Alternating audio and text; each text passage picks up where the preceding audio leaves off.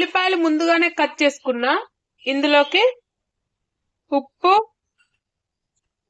ఇక్కడ నేను కారం వేసుకుంటున్నా, నచ్చని వాళ్ళు పచ్చిమిర్చి వేసుకోండి. కొత్తిమీర ఫ్లేవర్ బాగుంటుంది. కరివేపాకు,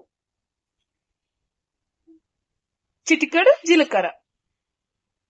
ఇవి బాగా కలుపుకున్న తర్వాత పిండిని వేసుకుందాం.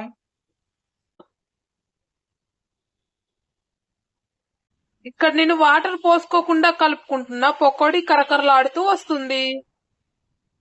వాటర్ వేసుకొని అవసరం లేదు, ఎందుకంటే ఉల్లిపాయల్లో ఉన్న నీరు సరిపోతుంది. అప్పుడే పకోడీ గట్టిగా వస్తుంది. ఇలా ఎర్రగా కాలిన తర్వాత తీసుకోవడమే.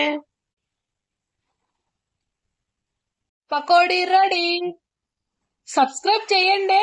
సాస్ తో తింటే ఎమ్మి టేస్టీ.